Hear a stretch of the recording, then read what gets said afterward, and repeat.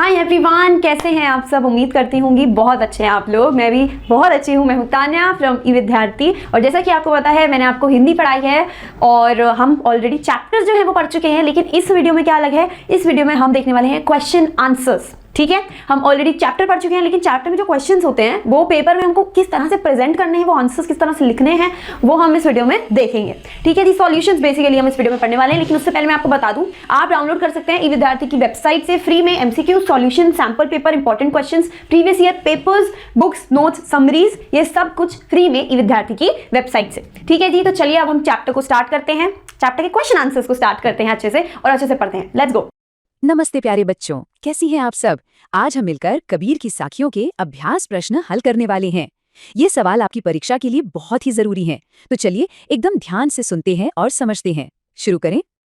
तो फिर देर किस बात की, फटाफट अपनी कॉपी और पेन निकाल लीजिए। हम साथ साथ सवाल पढ़ेंगे और फिर उनके जवाब लिखेंगे, बिल्कुल अपनी क्लास की तरह। सब तैयार है? बहुत बढ़िया। तो हमारा पहला विषय है वाणी और शीतलता। इसमें हम समझेंगे कि मीठी बोली का क्या महत्व होता है।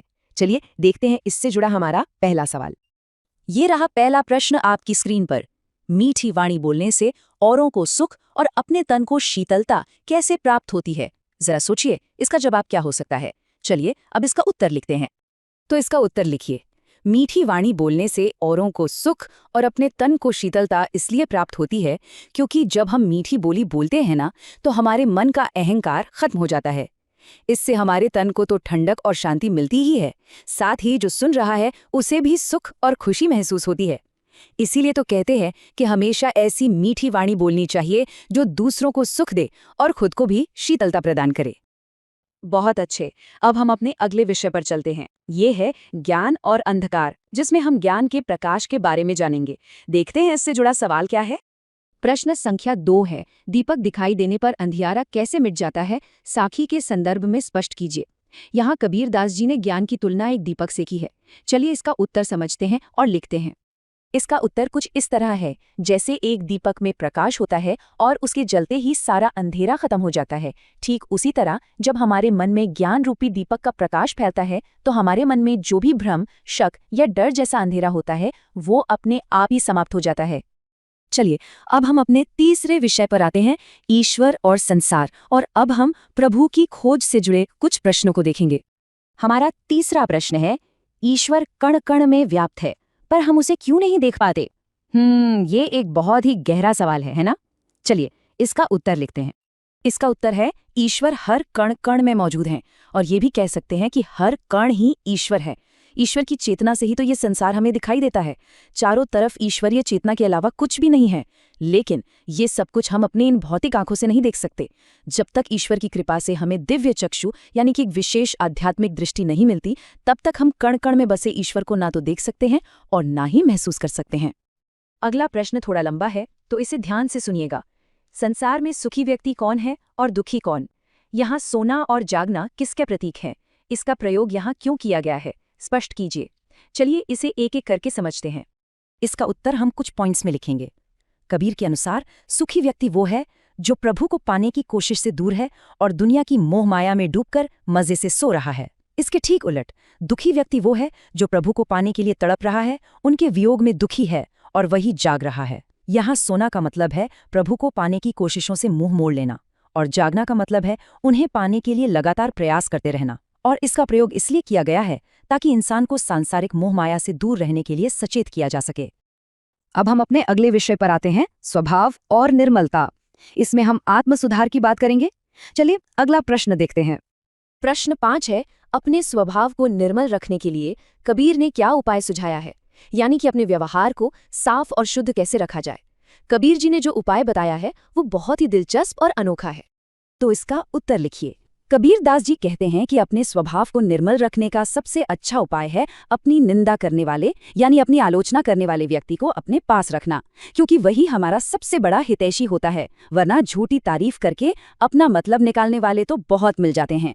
जब निंदक हमारी बुराइयों को बताता है तो हमें आत्मनिरीक्षण करने और अपने आचरण को शुद्ध और निर्मल बनाने में मदद मिलती है। और अब हम आ गए हैं अपने अंतिम खंड पर, ज्ञान और भाषा। इसमें हम समझेंगे कि असली पंडित कौन होता है। छठा प्रश्न कबीर की एक बहुत ही प्रसिद्ध पंक्ति पर आधारित है। ऐकै अशिर पीव का पढ़े सो पंडित होए। इस पंक्ति द्वारा कवि क्या कहना चाहता है? चलिए इसका गहरा अर्थ समझते हैं। इस पंक्ति के माध्यम से कबीर ये कहना चाहते हैं कि इस संसार में पीव यानी कि भ्रम ही एकमात्र सच है, और जिसने उसे पढ़ लिया या उसे जान लिया वही असली पंडित यानी ज्ञानी है। सिर्फ मोटी मोटी किताबें पढ़ लेने से कोई पंडित नहीं बन जाता। असली ज्ञान तो उस एक परम सत्य को जानने में ही है। और ये है हमारा आज का आखिरी सवाल। कबीर की उद्धृत साखियों की भाषा की विशेषता स्पष्ट कीजिए। इसमें हमें ये बताना है कि कबीर की भाषा में ऐसी क्या खास बात थी। इसका उत्तर है, कबीर की साखियों की भाषा की सबसे बड़ी खासियत ये है कि ये जन भाषा है, यानी आम लोगों की भाषा। इसे सदुक्कड़ी भी कहा जाता है। उन्होंने आम लोगों की चेतना और उनकी भावनाओं को अपनी इसी सरल भाषा के जरिए हर इंसान तक पहुंचाया। इसीलिए डॉक्टर हजारी प्रसाद द्विवेदी ने उनकी भाषा को भावानुरूपणी भी कहा है, यानी ऐसी भाषा जो भावों को पूरी तरह से व्यक्त कर सके। अपनी इसी चमत्कारिक भाषा के कारण आज भी उनके दोहे लोगों की जुबान पर हैं।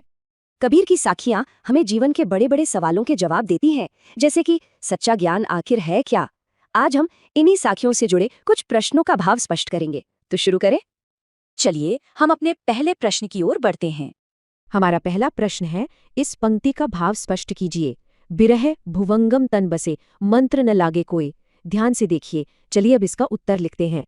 तो ये रहा इसका उत्तर। आप इसे अपनी कॉपी में अच्छे से लिख लीजिए। और अब हम इस उत्तर को शब्द दर शब्द समझेंगे ताकि ये आपको हमेशा के लिए याद हो जाए। देखिए, उत्तर की पहली लाइन में एक शब्द है विरह। विरह का मतलब होता है जुदाई या अपने किसी प्यारे से दूर होने का दुख। यहाँ कबीरदास जी के लिए ये दुख कोई आम दुख नहीं है, ये ईश्वर से दूर होने का दुख है। अब अगला शब्द है भुवंगम, जिसका मतलब होता है सांप। कबीर जी ने विरह की तुलना एक ऐसे सांप से की है जो शरीर में बसकर उसका क्षय करता है, यानी उसे धीरे धीरे अंदर ही अंदर खत्म कर देता है। और इस विरह रूपी सांप पर किसी मंत्र का असर क्यों नहीं होता? क्योंकि इसका एक ही इलाज है, ईश्वर से मिलन। जब ईश्वर मिल जाते हैं तो ये दुख अपने आप ही समाप्त हो जाता है। बहुत बढ़िया। मुझे उम्मीद है आपको पहला प्रश्न अच्छे से समझ आ गया होगा। चलिए अब हम अपना दूसरा प्रश्न लिखते हैं। हमारा दूसरा प्रश्न है, इस पंक्ति का भाव स्पष्ट कीजिए। कस्तूरी कुंडली बसे, मृग ढूंढे बन माही। चलिए अब इसका उत्तर लिखते हैं। ये रहा इसका उत्तर। इसे अपनी कॉपी में ध्यान से नोट कर लीजिए। कबीर जी ने यहाँ एक बहुत ही सुंदर उदाहरण दिया है। अब चलिए इस भाव को और अच्छे से समझते हैं। देखिए कितनी प्यारी बात कही है। जैसे हिरण की अपनी ही नाभि में कस्तूरी होती है, पर वो उसकी महक के पीछे पीछे पूरे जंगल में भटकता रहता है, उसे ढूंढता है। ठीक उसी तरह ईश्वर तो हमारे अंतःकरण में है, यानी हमारे मन के अंदर ही बसे हैं, पर हम उन्हें कहाँ ढूंढते हैं? मंदिरों में, तीर्थों में, जंगलों में। कबीर जी कहते हैं कि ईश्वर बाहर भटकने से नहीं, बल्कि अपने अंदर झांकने से ही मिलते हैं। बहुत अच्छे। अब हम अपने तीसरे प्रश्न पर आते हैं। ये बहुत ही महत्वपूर्ण है, तो इसे ध्यान से समझिएगा। हमारा तीसरा प्रश्न है, जब मैं था तब हरि नहीं, अब हरि है मैं नहीं। इस पंक्ति का भाव स्पष्ट कीजिए। चलिए इसका उत्तर लिखते हैं। ये रहा इसका उत्तर। इसे अपनी कॉपी में जरूर लिख लीजिए। उत्तर कहता है कि जब तक मनुष्य के अंदर अहम यानी अहंकार रहता है, तब तक उसे ईश्वर नहीं मिल सकते। अब सवाल यह है कि ऐसा क्यों है? चलिए समझते हैं। इस बात को ऐसे समझिए कि अहम यानी अहंकार एक अंधेरे की तरह है और ईश्वर प्रकाश की तरह। अब बताइए, जहां घना अंधकार हो, क्या वहां प्रकाश हो सकता है? नहीं ना। ठीक वैसे ही जहां अहंकार रूपी अंधकार होता है, वहां ईश्वर रूपी प्रकाश आ ही नहीं सकता। जैसा कि उत्तर में बताया गया है, दोनों एक स्थान पर नहीं रह सकते। इसीलिए ईश्वर को पाने के लिए अहंकार को मिटाना और उनके प्रति पूर्ण समर्पण करना बहुत जरूरी है। और अब हम अपने चौथे और आखिरी प्रश्न की ओर बढ़ते हैं। ये भी बहुत रोचक है। हमारा चौथा प्रश्न है, इस पंक्ति का भाव स्पष्ट कीजिए। पोथी पढ़ी पढ़ी जग मुआ, पंडित भया न कोई। आइए इसका उत्तर लिखते हैं। ये है इसका उत्तर। इसे अपनी कॉपी में नोट कर लीजिए। अब चलिए इसका भाव समझते हैं कि कबीर जी आखिर ऐसा क्यों कह रहे हैं। यहाँ पोथी का मतलब है मोटी मोटी धार्मिक किताबें, ग्रंथ या वेद। कबीर जी कहते हैं कि ये दुनिया इन किताबों को पढ़ पढ़कर थक गई, लेकिन कोई भी सच्चा ज्ञानी या पंडित नहीं बन सका। तो फिर सवाल उठता है कि सच्चा ज्ञानी आखिर बना कैसे जा सकता है? इसका जवाब उत्तर की आखिरी लाइन में है। ईश्वर के प्रेम के बिना कोई भी पंडित नहीं बन सकता। इसका मतलब है कि सच्चा ज्ञान, जिसे तत्व ज्ञान भी कहते हैं, उसे पाने के लिए सिर्फ किताबी ज्ञान काफी नहीं है। उसके लिए ईश्वर के प्रति प्रेम और उनकी कृपा भी उतनी ही जरूरी है। हमारा सबसे पहला भाग है भाषा अध्ययन। इसमें हम एक बहुत ही दिलचस्प काम करने वाले हैं। हम कबीर दास जी के समय के कुछ शब्दों को देखेंगे और जानेंगे कि आज की हिंदी में उन्हें क्या कहते हैं। है ना मजेदार? चलिए देखते हैं। तो स्क्रीन पर देखिए, ये रहा हमारा पहला सवाल। हमें इन पुराने शब्दों के आज के प्रचलित रूप लिखने हैं। एक उदाहरण भी दिया गया है, जैसे जिवैक का आज का रूप है जीना। आसान है ना? चलिए एक एक करके बाकी शब्दों को भी समझते हैं। लिस्ट में पहला शब्द है औरिन। आज की भाषा में हम इसकी जगह कहते हैं औरों को या फिर सिर्फ और। अपनी कॉपी में इसे अच्छे से लिख लीजिए। बहुत बढ़िया। अगला शब्द है माही। इसका मतलब होता है में या अंदर। जैसे कबीर जी कहते हैं घट घट माही, यानी हर किसी के अंदर। बहुत ही गहरा अर्थ है ना? चलिए इसे भी नोट कर लीजिए। अच्छा, अब ये शब्द है देखिया। अरे ये तो आप सब जानते ही होंगे। इसका आज का यानी प्रचलित रूप है देखा। शाबाश, इसे भी लिख लीजिए। अब ये शब्द थोड़ा अलग है, भुवंगम। इसका आज का रूप है भुजंग, और भुजंग का मतलब पता है क्या होता है? सांप। हाँ, तो ये शब्द याद रखिएगा। हमारा अगला शब्द है नेड़ा। आपको कबीर जी का वो दोहा तो याद ही होगा, निंदक नेड़ा राखिए। इसका मतलब है कि अपनी आलोचना करने वाले को निकट रखना चाहिए। तो नेड़ा का अर्थ हुआ निकट। इसके बाद आता है आंगणी। इसका आज का रूप है आंगन में। दोहे में एक लाइन है ना, आंगणी कूटी बंधाई, जिसका मतलब है आंगन में कुटिया बनाकर। चलिए इसे भी अपनी कॉपी में लिख लीजिए। वाह, ये शब्द तो बहुत ही जाना पहचाना लग रहा होगा। साबुन। आज हम इसे क्या कहते हैं? बिल्कुल सही, साबुन। देखा, भाषा समय के साथ कैसे थोड़ा थोड़ा बदल जाती है। हमारा अगला शब्द है मुआ। इसका अर्थ होता है मर गया या मरा। जैसे कबीर जी ने कहा है पोथी पढ़े पढ़ी जग मुआ, मतलब किताबें पढ़ पढ़कर दुनिया मर गई पर असल ज्ञानी कोई नहीं बन पाया। चलिए इसे भी नोट कर लीजिए। इसके बाद है पीयूफ। ये एक बहुत ही प्यारा शब्द है जिसका इस्तेमाल पिया या प्रिय के लिए होता है, मतलब वो जो हमें बहुत प्यारा हो। अब ये शब्द देखिए जालौं। इसका आज का रूप है जलाऊं। जैसे दोहे में आता है अब घर जालौं तास का, यानी अब मैं उसका घर जलाऊंगा। और हमारी इस लिस्ट का आखिरी शब्द है तास। तास का मतलब होता है उस। बहुत खूब, आप सब ने पहला प्रश्न बहुत अच्छे से पूरा कर लिया है। चलिए अब आगे बढ़ते हैं। बहुत अच्छे बच्चों, अब हम आ गए हैं अपने अगले सेक्शन पर, जिसका नाम है योग्यता विस्तार। इसमें हम दो बहुत ही जरूरी विषयों पर बात करेंगे। एक है निंदा यानी किसी की आलोचना करना, और दूसरी है मीठी वाणी। चलिए इस पर एक छोटी सी चर्चा करते हैं। तो देखिए, हमारी चर्चा का विषय है क्या निंदा यानी आलोचना सहने से हम और विनम्र बनते हैं, और दूसरा, हमें हमेशा मीठी बोली क्यों बोलनी चाहिए। ये दोनों ही बहुत दिलचस्प सवाल हैं। तो चलिए ऐसा सोचते हैं कि हमारी क्लास में एक डिस्कशन हो रहा है और सुनते हैं कि बच्चे इस बारे में क्या कह रहे हैं। तो देखिए, पहला छात्र कबीर जी की बात को ही दोहरा रहा है। वो कहता है कि जो हमारी निंदा करता है यानी हमारी कमियां बताता है, उसे तो अपने पास ही रखना चाहिए। क्यों? क्योंकि उसकी आलोचना सुनकर हम अपनी बुराइयों को दूर कर सकते हैं और इससे हम और विनम्र बनते हैं।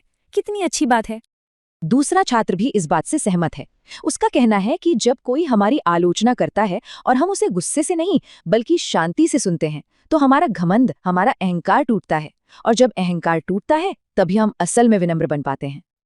अब तीसरा छात्र चर्चा को मीठी वाणी की तरफ ले जाता है। उसका पॉइंट है कि हमें हमेशा मीठा और ऐसा बोलना चाहिए जिससे दूसरों का भला हो, क्योंकि मीठे बोल से न सिर्फ सामने वाला खुश होता है बल्कि हमारे अपने मन को भी बहुत शांति मिलती है। और चौथा छात्र एक बहुत ही प्रैक्टिकल बात कह रहा है। वो कहता है कि कड़वे बोल बोलने से रिश्ते बिगड़ जाते हैं, दोस्ती टूट जाती है, जबकि मीठी वाणी से आपस में प्यार और मेलजोल बढ़ता है। बिल्कुल सही कहा। तो बच्चों, इस पूरी बातचीत से हमने क्या सीखा? यही कि निंदा को सहने की शक्ति रखना और हमेशा मीठी बोली बोलना, ये दोनों ही एक अच्छे और सज्जन इंसान के गुण हैं। और इन्हीं गुणों से न सिर्फ हमारी अपनी जिंदगी सफल होती है बल्कि पूरा समाज भी सुखी बनता है।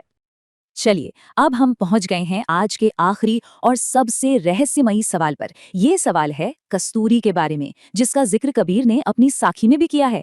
क्या आप सब जानते हैं कि ये कस्तूरी आखिर है क्या चीज? चलिए आज इस रहस्य से भी पर्दा उठाते हैं। तो हमारा प्रश्न बिल्कुल सीधा है, कस्तूरी के बारे में जानकारी प्राप्त कीजिए। आइए मिलकर जानते हैं कि ये क्या होती है और कहाँ मिलती है। तो बच्चों ध्यान से सुनिए। कस्तूरी एक बहुत ही सुगंधित पदार्थ होता है जो कस्तूरी मृग नाम के एक खास तरह के हिरण में पाया जाता है।